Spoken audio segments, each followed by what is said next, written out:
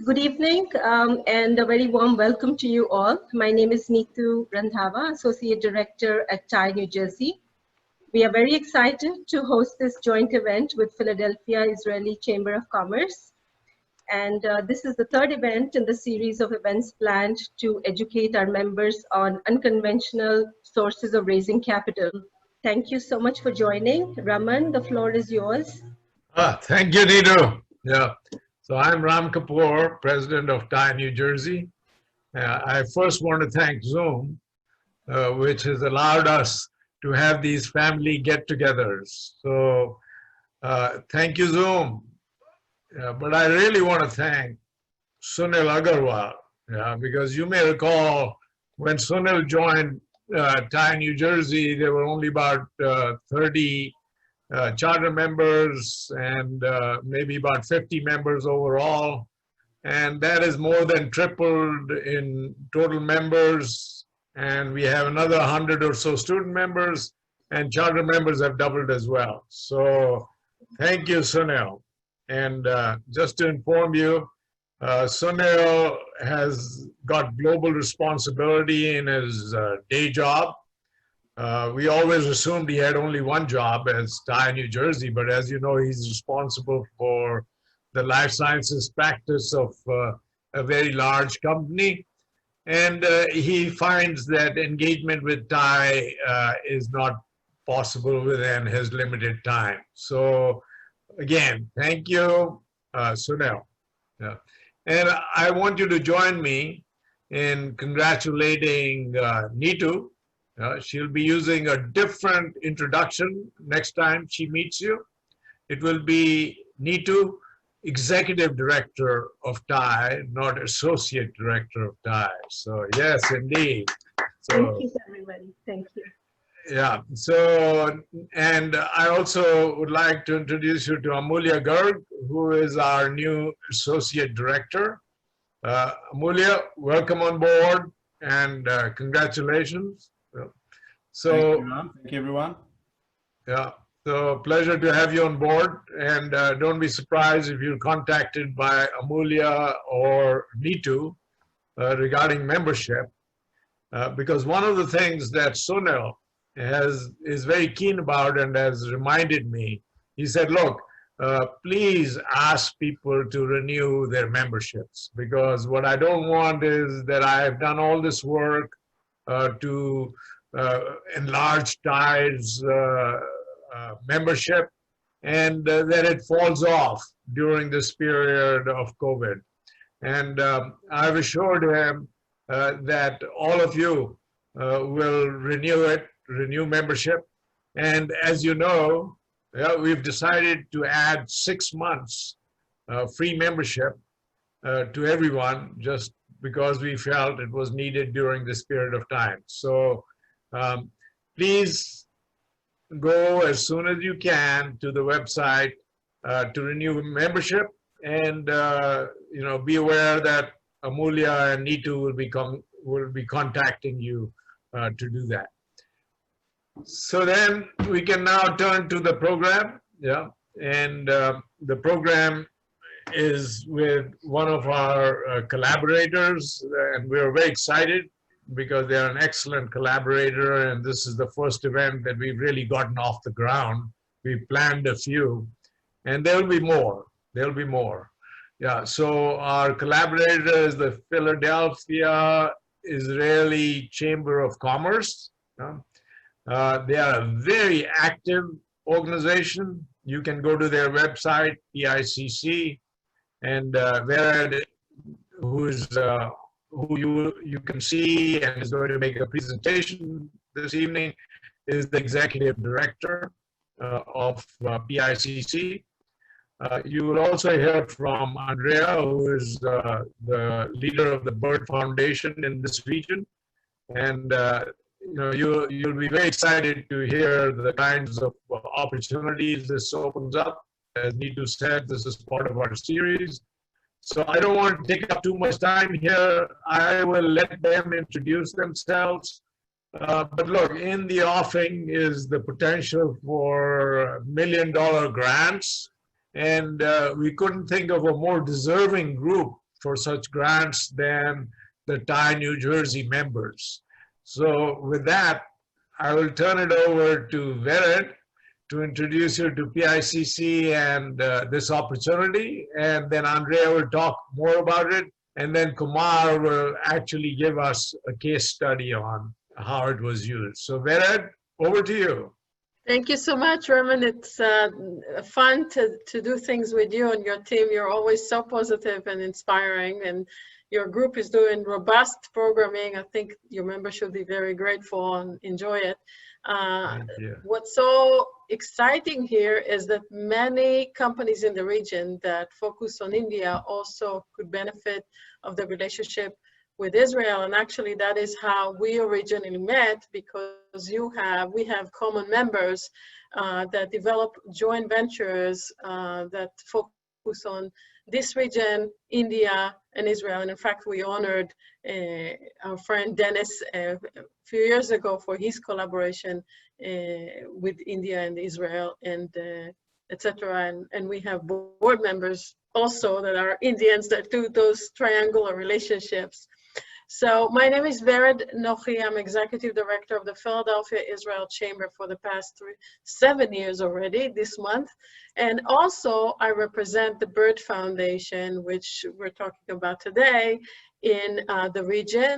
And for that matter, it will be Southern New Jersey, Pennsylvania, and Delaware. And later I'll be introducing my dear friend and the representative for the East Coast and Midwest, huge region, Andrea Iona, in a bit. But before that, I'd like to talk a little bit about why Israel. Like, why would a local company that is innovative and fantastic should take the time to explore joint venture with Israeli companies and leverage on the Bird grant? But before that, like, why would you even think about Israel? So let me see how I do it. Oops, start from the end. So I talked about the Philadelphia Israel Chamber of Commerce. Here is Shuvanik Chatterjee, our board member, who is a member of the Indigene global team here in Princeton, actually. And this is our treasurer, Emmanuel John, and we're missing here also Raj Agarwal from he's actually in TIE, I think, Philadelphia. I don't know if he's active in TIE, New Jersey, but he's also a board member. So why Israel? Israel is a major global leader in innovation. It's a very tiny state, but Friends of India and this region ranks 5th as most innovative countries according to Bloomberg Global Innovation Index, 2nd among the OECD countries in R&D and expenditures. Is a leader of startup per capita, and this number, the 6,000, changes annually. It's impressive. Every time I go to Israel, there are more new buildings, towers, and more companies. It's incredible. Israel has more than 4,500 high-tech growth companies, 20 unicorn companies. I like to laugh that Israel has greenhouses for unicorns. And this is only right after US, China, and UK in the numbers of unicorns. And for a 9 million population country, it's really, really impressive. Israel has more than 530 multinational, and that's according to Forbes, and they're from 35 countries, and the question is why? And you can read everything. I'll try to go through this very quickly, but the basic focus thing here is that in Israel, you can develop innovation far faster than many, many other regions. So just for example, TD Bank, which is in your ecosystem in Southern New Jersey, has an innovation lab for cybersecurity in Tel Aviv, which we visited several times, and they can develop the same product in Tel Aviv in 1 month, and it will take them 12 months or so in the US. So just an example why you should be in Israel. It's very disruptive, the speed of development. We have high tolerance for failure. So if something doesn't work, you shift very quickly and you try to figure out why. Very supportive innovation authority in Israel that provides funds that are similar or others to BIRD. BIRD actually is also, on the Bird of the Bird is the Innovation Authority. We have a highly educated workforce, and Israeli companies are relatively very resilient for crisis. So, for example, right now in this crisis, we want to make sure that your partners can survive it and continue your projects when you do joint ventures. This is just a very high level picture of some of the companies that are that have headquarters or innovation labs in Israel. You could see the diversity in innovation, and this is only some of it. Some of the technologies, I could tell you that, for example, in southern New Jersey, you have Subaru. Israel is now a brand name for anything behind the wheel, all the technologies behind the wheel.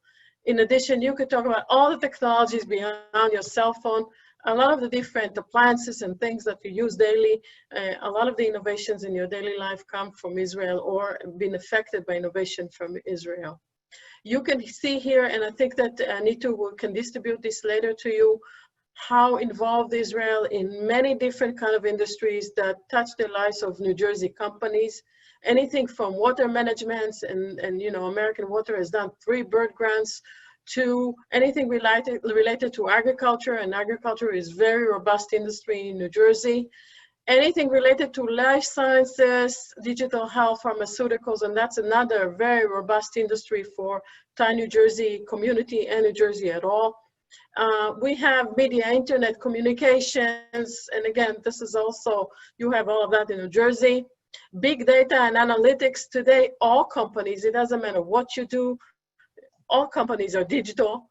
All companies have to figure out their big data and their data at all. So we have those type of technologies. And last and not forgotten is the cybersecurity. Israel is the second one in the world after America in cybersecurity technologies.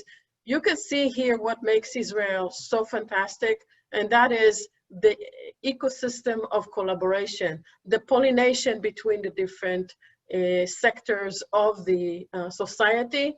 The military in Israel has units that are dedicated for innovation, and that's not only like some people may think, just in weapons. Oh no, they do anything from AI to drone technologies to life sciences technologies for first responders and anything else. And they collaborate with the academia, with the startups, and of course anyone who, all the young generation serves in the military, and when they're done their service, they are actually equipped to lead groups of innovations and create startups. And we mentioned the multinational, we mentioned the big size companies, anything from your Intel to the Teva and to others. And the government in Israel is extremely supportive, as well as the venture community in the world and Israel, in investing in innovation. Last and not for least, a good example of the innovation and the rapid response to crisis is how in Israel during the COVID-19, they created a major innovation center at Shiva Medical Hospital, medical center. It's ranked 9th best hospital in the world. And the academia and the government and the startup community together funnel all their innovation to one place to share information with Shiva as all, and also with the world. And so Israel today is developing at least 2 vaccines that I know, about 10, I think, rapid test in medicine, and we're actually going to host an event about the rapid testing. I have an error here. It's not rapid testing medicine, but just rapid testing medicine is aside. PPE and smart fabrics and different materials to address that, ventilators, first responders technologies, and on and on. This will be distributed later.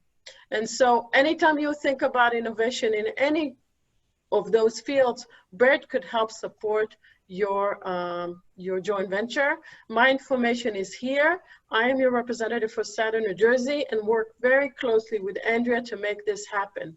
Now about Andrea is a powerhouse.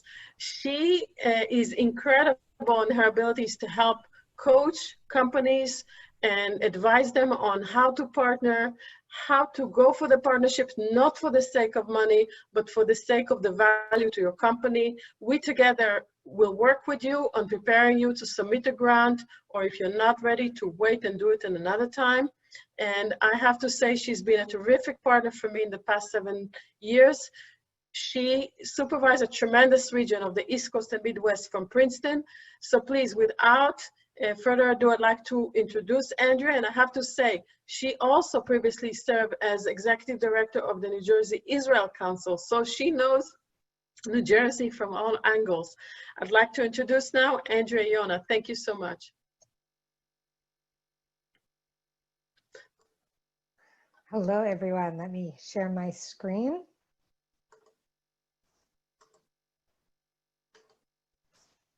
Okay, does everybody see a screen that says Bird Foundation? Shake your head yes. Do you see it? Okay, yes, perfect. So first of all, thank you so much for inviting me today. This is a really special webinar for me because I live right here in your community, so I feel like you're neighbors of mine. I'm here not only in New Jersey, but I live in West Windsor. Princeton Greens for anyone in the neighborhood that might be online right now. So it's really great to be with neighbors and like-minded people that are interested in technology and innovation. Bird. As Raman started when we started this discussion today, there is no Mr. Bird that contributed. It has nothing to do with birds. It's not technically a foundation. You can't donate to it. You can't contribute even if you were planning to. But it does stand for, it's actually more like a federally funded research and development program with an acronym, Binational Industrial Research and Development. It is a joint fund between the United States and Israeli governments, started back in 1977, so it's been around now for 42 years. It started with this endowment. Each country put in 50% to create this 110 million endowment with the objective of promoting and funding joint innovation between US and Israeli companies. So until today, we still use the interest on that endowment plus repayments from successful projects to fund the projects each year. We have a board with representation from both governments, both on the US side through the State Department and the Department of Commerce, the NIST, Finance, the Department of the Treasury, and then similar government ministries on the Israeli side. The funding model. So there's really two parts to it. I mean, on the one hand, we work to partner, to help companies partner. We do so with our partners like the Philadelphia Israel Chamber and Vered, who is a real powerhouse and really can work with companies as part of the chamber to really do a lot of that more detailed due diligence for her members. What we can do is we can help facilitate the introductions between US and Israeli companies, and we do that as part of our matchmaking. We do it all the time. Vered and I do it together, but Vered really is focused on this region. I focus on all of the East Coast and Midwest. The other part of it, and an important part of it, is the fact that we can fund these projects. It's a risk-sharing mechanism. So we're putting in up to 50% of the combined project budget between a US and Israeli company, and up to $1 million per project. So when I say 50%, it's a dollar-to-dollar match. So the funding we put in requires a match from the companies that are partnering. And there is a repayment mechanism if and only if the project is successful. So it's what we call recoverable grant or conditional grant, that if the project does not succeed, and we're interested in risky projects, but if it does not, then there is no repayment at all. If there is success, it's non-dilutive. Companies we're not taking equity or IP. It's a royalty-based repayment mechanism, and I can go into that later. We invest in lots of different industry sectors. In fact, everything with the exception only of military-specific technologies, which we don't get involved with. But you can see here that this actually changes as new industry sectors, similar to healthcare, IT, and others have joined this pie chart. But our general cycles, we can invest in any project, and we select projects by merit, not because they're in a cool industry sector, though we do like cool industry sectors and appreciate as broad of a project submission as possible. We have, like I said, we've been doing it 42 years. From that initial $110 million endowment, we've now invested over $360 million and now over 1,000 projects. And just in the repayments, we're now at, we've now basically recouped the initial investment that the governments put into us. We're now at about 111 million just in repayments. But most importantly, in terms of economic development for both countries, we have generated approximately $10 billion that's either related directly or indirectly to the projects that, that we've invested in. When I talk about economic development, this fund, the real focus is what does it bring not only to the two companies, but to the countries. Of course, sales and the repayments from the project specifically, the jobs that are created, follow-on investment as a result of being approved for BIRD, M&A, Israeli companies setting up operations in the US based on their project, and US companies setting up R&D centers in Israel, and of course export. So all of this is where we kind of have gotten to that $10 billion figure. We have 2 general cycles per year. We have one upcoming, starting with September 1st is the deadline. They're quick cycles. It starts September 1st, ends in December, and then we'll have a next cycle that'll start at the beginning of 2021 in March and continue with selections in June. This kind of gives you the we start with executive summaries, a final proposal.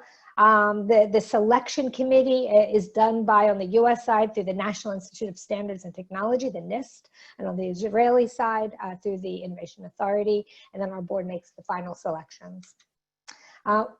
In 2006, we got some additional funding through the US Department of Energy and the Israeli Ministry of Energy, who asked that we administered their funding for a separate cycle, just dealing with alternative renewable energy, energy efficiency, water energy nexus topics in that area. And we have this cycle once a year. It's now passed, but we've been having it every year since 2000, I believe 2007. So we plan to have it again next year. We have our next upcoming cycle, and this is really coming up, August 13th being the deadline for Homeland Security. And again, this was a new cycle starting in 2016 with funding coming from the US Department of Homeland Security and the Israeli Ministry of Public Security. Again, looking to leverage the BIRD mechanism, the funding mechanism, as well as all the other services that we provide to bring companies together from the United States and Israel, specific to innovations for first responders and Homeland Security. What do we look for in a project?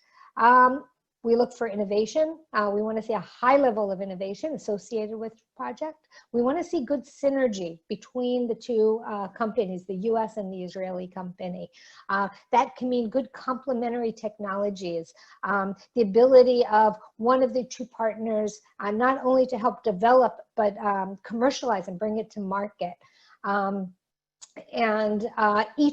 Each company perhaps being able to bring it to different markets. So there's all different types of synergy, but overall that is very, very important in the project selected. We look to see that the project has, or the technology has a market opportunity, and the companies are able to quantify that. And finally, that they have a good commercialization strategy, a get to market strategy. We're not just investing in R&D, we're investing in the ability to take that and bring it to market, commercialize it, and sell it. So why do companies come to BIRD? We have cooperations between companies of all sizes, a small, large, a medium, very large. So, you know, at the end of the day, the funding certainly plays an important role. It's non-dilutive funding. The companies can use it as a real risk share, no matter what their size. And in general, it's sharing in the risk. The governments are sharing the risk with the companies sharing it with themselves. But even more so, sometimes the value of a bird approval is like validation. It's validation by the governments that this technology is of interest, and that there's real potential for it. And that can be through, like I said, the NIST, the DHS, DOE. That stamp of approval can go on and help companies to raise additional funding and follow on investment. And finally, the mechanism creates commitment. When the companies are submitting a proposal together, when the companies go on to submit fiscal and technical reports throughout their project, it creates a commitment between the two companies that serves to bring the projects to fruition. Like we've worked with lots of companies. These are some examples of large ones because we know their logos. But I would say that the large ones, they're important, but it's not only the large companies that are important. Many of the companies, and I think that the example that we'll have today with iGolgi is a very good example of two very stable, experienced companies. iGolgi on the U.S. side from New Jersey, and the company from Israel, Novelset. But I'll let them explain their project. But great example of a really superb bird project. And with that, my time is up. This is my contact information. Like I said, I'm in your neighborhood, I'm in your community. Though Vered is your official representative, but she and I work together. We're a great team, and we're happy to assist you. So I will leave the introduction to Raman, who will introduce the project.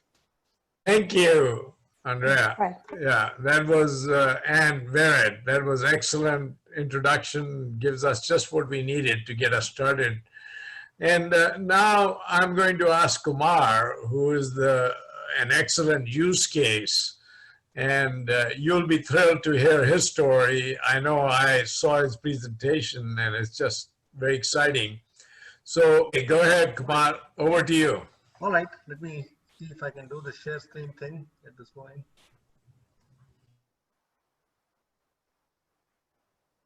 You guys able to see the screen? All right. Hi, I'm Kumar Ramaswamy. I'm co-founder of iGolgi. The first question I always get asked is, how do you say this company's name? It sounds weird, it sounds quirky. By the way, I've been to about 25 National Association of Broadcaster events. And the last 10 years, when we started going to the event with iGolgi, people come up and then stand there and then kind of stare at the company's logo, and then they look at it and say, what the hell is this company? What is this all about? And they want to know what it is. So, and Raman asked me today, and I thought I'll kind of give you the story. Basically, we about 10 years ago, my co-founder and I, we were starting to work with a game machine, a game platform from IBM. It was called the Cell Processor. It was inside your PS3 game machine. And we started writing some software for it, and then we felt that this was the way of the future. Everything, Intel hadn't yet figured out how to make a multi-core processor yet. But we kind of figured that this was the future, and we quit our jobs. Actually, Jeff Cooper and I quit our jobs and started this company. But we couldn't come up with a name. Actually, we were up to 3 words, all kinds of media names, and none of that we could register on the internet. Actually, it was 2 a.m. in the morning, and Golgi bodies are actually the brains of the cell, it turns out. And they are in the DNA. And so we kind of thought that, hey, let's see if this can be registered, and it could. So we said, okay, we'll be the brains of the cell. Long story short, it is a short name, and it was 5 letters, and we were able to register it. So that's how the name came about. And it's quirky enough that it gets a lot of interest. So it is stuck. Anyway, and just as a way of introduction, we are about, let me, okay, there you go. We are about 11 years old. We are based, as Andrea said, we are based in New Jersey and in Chicago, in Barrington, Illinois. We make basically software-based video compression products for the broadcast and distribution markets. So for the broadcast industry, such as NBC, Fox, they tend to be our customers. And then the distribution, mostly cable or telco operators, like RCN or Comcast or Charter, those types of markets. So we sell video compression equipment and software for these markets to process all the videos that you guys see on your television channels. NobelSat is based in Ra'anana near Tel Aviv, which is just north of the city. And they are about 12 years old as well. And I've known them, I've known the founder of NobelSat ever since he founded the company. And we were friends, and we've been meeting at conferences and things like that. And they make some very interesting technology for the satellite broadcast market. Fairly innovative, and as both Andrea and Bharat pointed out, there is so much innovation coming out of Tel Aviv, out of Israel, that I've always been pretty impressed. And we worked with them been on and off working with them on some projects.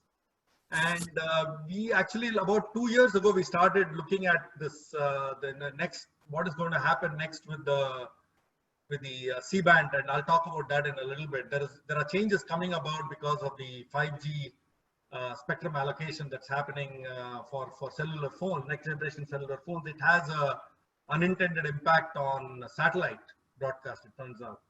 We started talking about that, and then we came up with some solutions for that. But then there was a big gap. There's a technology gap that we needed to cover, and that's where the two companies got together, and we said, hey, that's a risky thing for both of us to do. And then we looked around and found the bird opportunity to try to mitigate some of our risk in the investment, R&D investment, and that's how we got started.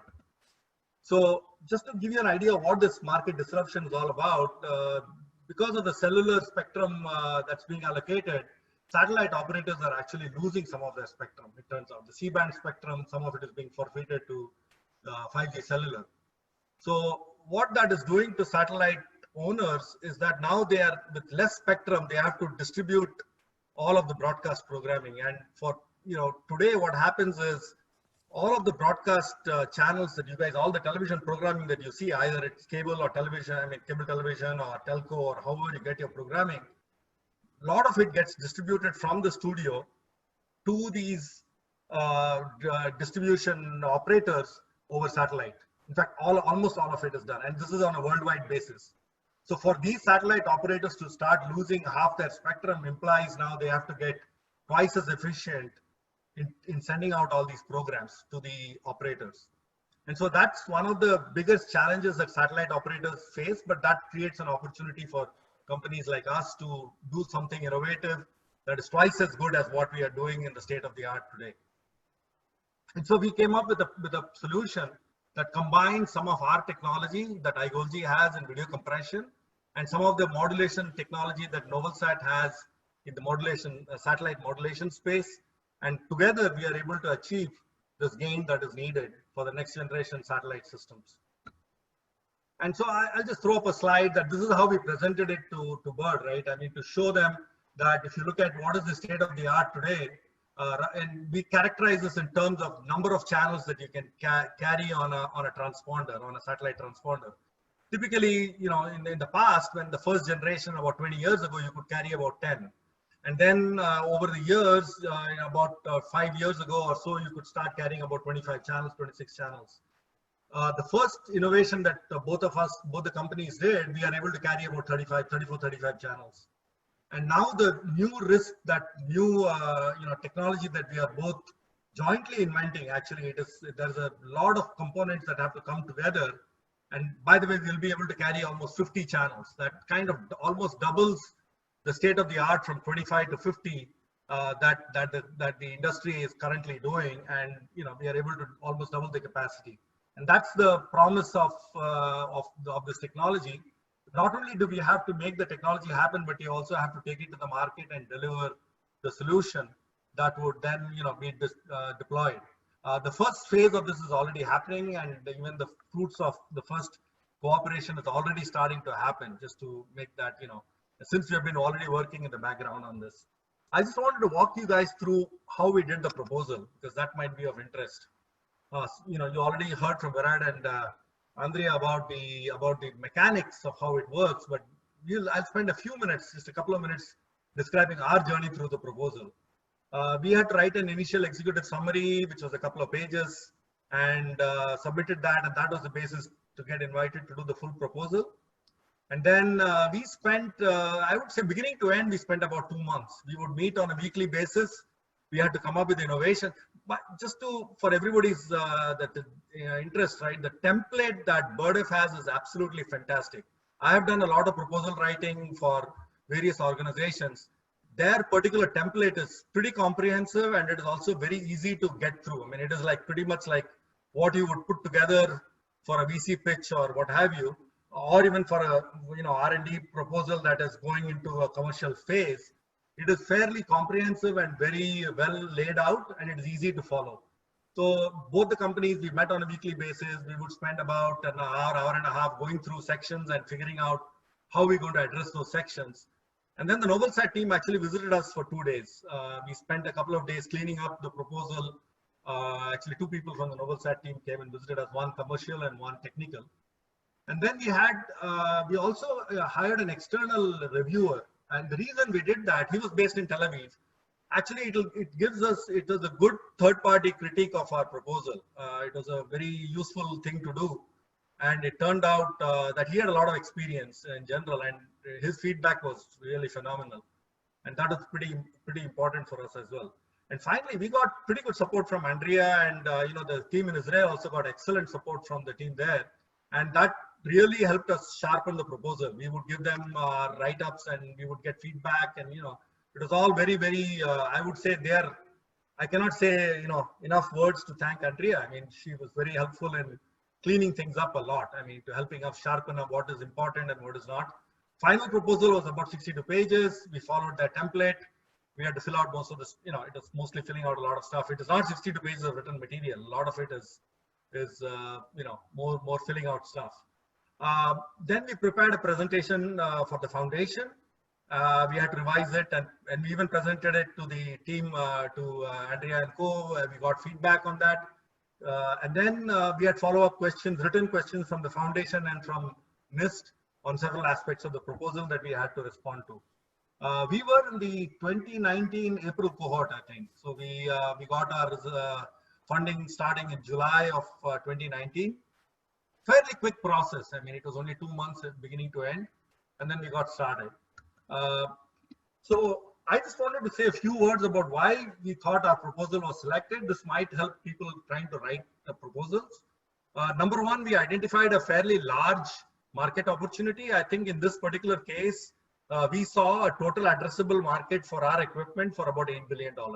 And this is very clearly, we have to identify that this disruption that's happening in satellite, and why, what equipment will be brought to market, and how how this will get rolled out in the next 5 to 7 years. And we totaled up the addressable market, and that we had to identify that fairly clearly. The other thing is both companies have complementary innovative technologies. On NobelSat side, they work on modulation coding, and we do the video compression. And the product brings together both these technologies, and actually they had to work very closely with each other and innovate on the joint technology. And that's why the solution is actually possible in the first place.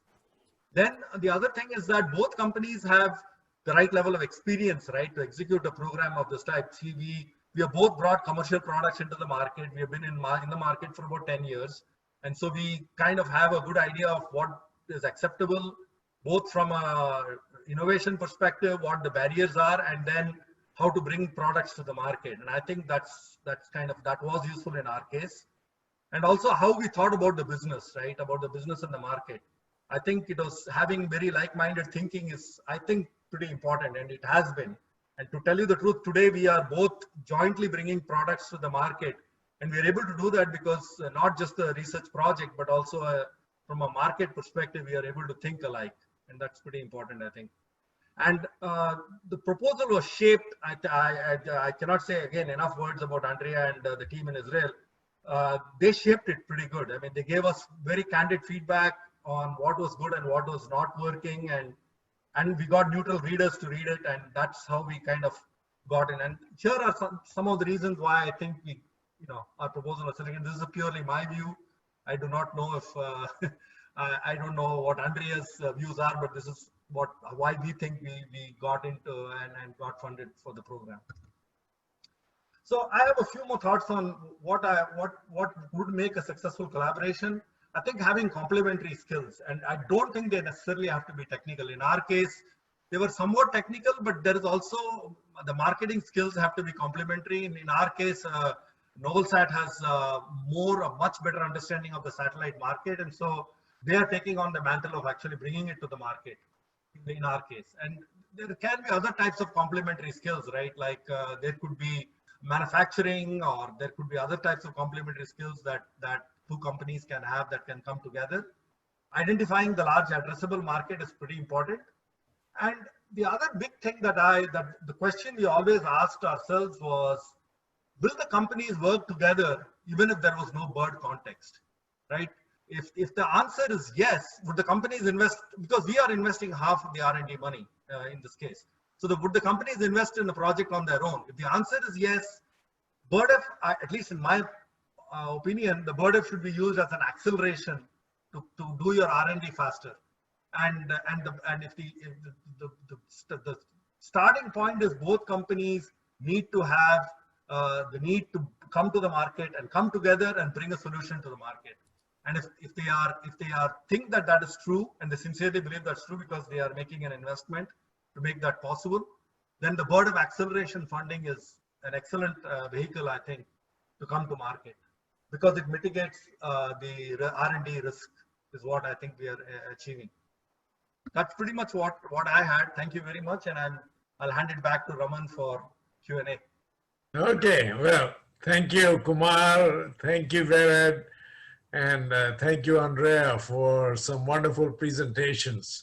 And I'm sure that we will see a lot of questions on chat. So please put your questions on chat, type your messages there, and I will try to communicate them as best I can to one of the three presenters.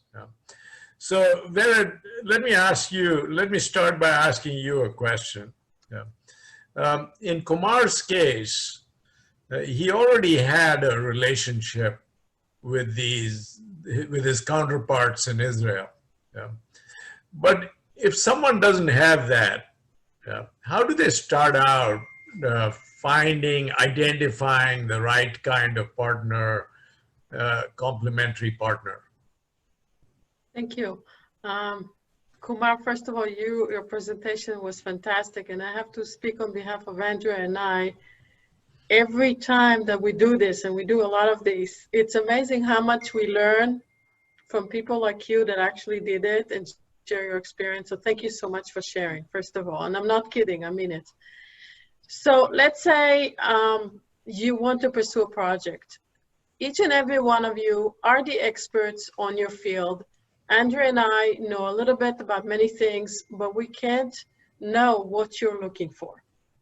So I would first start with the simple things of literally Googling your key words for your industry and Israel, as simple as that. And you can look in the news, you can look in Google, and you'll be surprised how much you come up with. Further than that, we have a database that is very robust of the Israeli startups. When we talked about how Israel is super aggressive or focused on helping the startups, there's a nonprofit Startup Nation Central, and they have a database of all the startups, what they do, in what industries they're involved, and what kind of joint ventures they're looking for. So we work together, Andrea and I, with helping you scout for companies, but we can guide you. But the thing is, I will not be as best as you are in finding your partners. After you identify, let's say, 3 companies, you can work with Andrea and I to really validate that the companies are good companies and make the introduction for you and open the door for you. And I would highly recommend to actually look on LinkedIn and see if they have really reasonable presence. If you know anyone that has worked with them, ask, have you had a good experience? What type of experience? Check if they're actually active in the groups that you know in your industry. So we will help open the door. We will schedule a call with both of you. We will go over the details again of what you need to look for and how you should be prepared for the deadline. But further than that, I would highly recommend, and Andrea and I always highly recommend, scheduling time to actually talk to those folks as humans, because any joint ventures begins not with the technology, it begins with the relationship. So really talk to the people. You want to see that the CEO is a good person that you can trust, because you're going to marry them for that project, right? And then we can vet everything else. Typically, it's not about the technology, it's about the relationship with those folks. Okay, and so we could work with you, and the Israeli company will meet with Bird staff in Israel. We will talk to you here, Andrea and I. We've done it for many companies that are probably here on the phone. I see Tony is here, and Andy is here, and others that we talked to in the past, and that's pretty much. Andrea, is there anything I missed? No, you pretty much covered it. The database that you were referring to, Startup Nation Central, actually not only has startups, they have companies of all sizes, large, medium, small, but focusing on technology and innovation. But all companies within those areas in different sectors.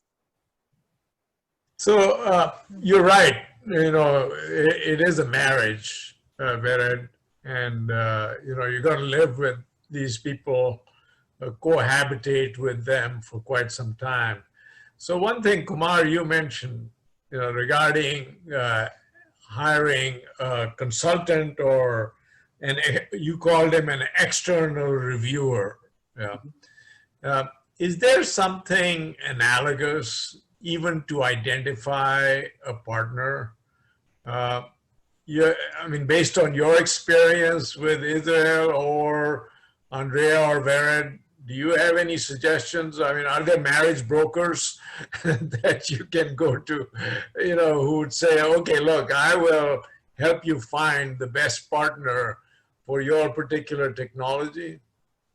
In a sense, you guys are the marriage partners. We can make the introduction, but most of the people on this call, I'm sure, are seasoned professionals. And it doesn't matter if you make a deal and you take a loan or a grant with someone from Texas, someone from, I don't know, Ohio, or someone from Israel. It's the same formula,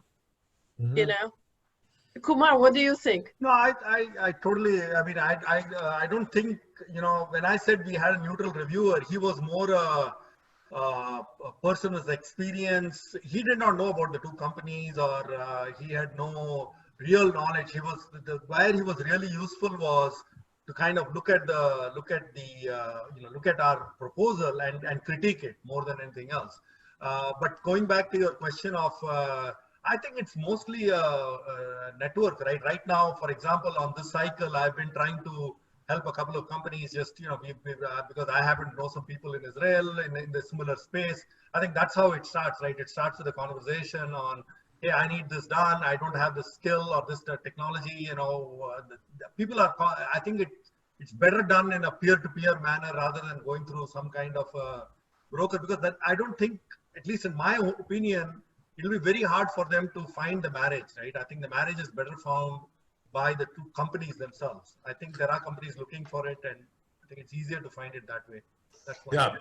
So maybe that answers a question from Raj, which is more information on next steps. So one of the first steps is something that that you would have to take yourself to do the search that Vered has recommended. So let me ask you. I'm jumping a bit here, but let me ask that question anyway. Kumar, I mean, what were the biggest hurdles in this process, or the biggest challenges as you moved along? You mean since we submitted the proposal, or since we started the project? No, for the proposal and getting the grant, right, specifically. To be honest, that was like I told you, it's a very short process. When I go back last year between April and June, the executive summary was fairly straightforward. It was a 2-pager. It was not much work at all. The actual proposal, it was very well laid out, right? Anybody who's an entrepreneur who is trying to raise money, they have to go through a very similar, what is the market, what is your innovation? It is a fairly well laid out, I would say, document. It kind of guides you really well. So the process was very smooth that way. We really had to sit down, the two companies had to sit down and really think hard and solidify what we are doing. This is like any two companies getting together, and that's when you find out, right? Do you have something to offer? By the way, I've done a similar similar types of things with Israel in the past. There, very quickly you find out, not Bird, but some other joint kind of a collaboration. You find out fairly quickly, right? That, hey, we don't really have something complementary going on here. Let's not waste our time. So that becomes very clear very quickly. And the document that they have, the template that they have is an excellent guide to come to that conclusion sooner rather than later. Because you'll see that and they ask that question. And it becomes very obvious very quickly. So I think, that's pretty much where we landed. And the process was very smooth. It was quick and smooth, I thought. Yeah, so it seems remarkably smooth and problem-free, but were there any challenges as you went along? And what were those? What were some of the challenges? The biggest challenge we faced was, the questions that came back from the reviewers. For example, as with any innovation, the challenge, they challenge you on, hey, is this, where is that boundary? Is this too risky where it won't succeed? Versus, so we had to justify that we are taking enough risk, but not too much risk that it cannot be successful. To me, finding that balance, right, with two separate companies, with two different, and culturally, there is a bit of difference, right, in the way the US companies approach a problem, and there's a lot of intensity in Israel, let me tell you. So there is and I'm sure Barrett knows this and Andrea knows this, a lot of intensity. So there's a lot of, cultural, it's a little bit of an interesting cultural challenge that you have for the two companies to come together and try to find the balance. So writing the proposal, that was part of the challenge as well. Making sure that we are both saying the right thing that we want to get accomplished. It takes a little bit of a cultural challenge, I think. But Kumar, maybe you should talk about it a little bit more, like your perspective on the difference of culture, because if someone never worked with an Israeli company, it's quite different. It is. Actually, you're right. Actually, but I must be fair, right? Because for over 25 years, I've been involved with Israel. So it's a little bit unfair for me to make that, we are only doing a proposal now, but I've worked with Israeli companies for a long time. The cultural difference is indeed there, in the sense that there is a lot of, I think Israelis tend to be a lot more in your face, very direct, much more direct than what we are normally used to. I think it's somewhat like Indians, actually, in my experience, right? It's very, very in your face and get things out there, instead of trying to pussyfoot around. So actually, in a way, that's easy.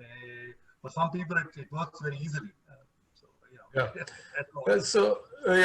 Let me get to a couple of micro questions. That one is asked by someone who said, look, if you're not funded the first time, and can you submit again for funding? So Andrea, go ahead. Yeah, so certainly if you submit a proposal, if your proposal is not approved, we always recommend that you ask us for feedback, and we can set up a time to to discuss the feedback of the reviewers. In my opinion, this is extremely valuable. I don't think that companies can get this type of feedback very often. So they can get feedback from the US and the Israeli, not directly from those reviewers, but from us regarding the reviews. And if we think that they would have a chance resubmit and be successful, we'll make that recommendation to them. And at that point, should we make that recommendation, and should they then resubmit to another cycle, we certainly recommend that they take the advice of the reviewers and take those recommendations and really apply them to another submission. And we found that companies that really do that, that really take those recommendations and create a more robust proposal addressing the issues, have an even better chance at being approved the next time around. I mean, each cycle is different.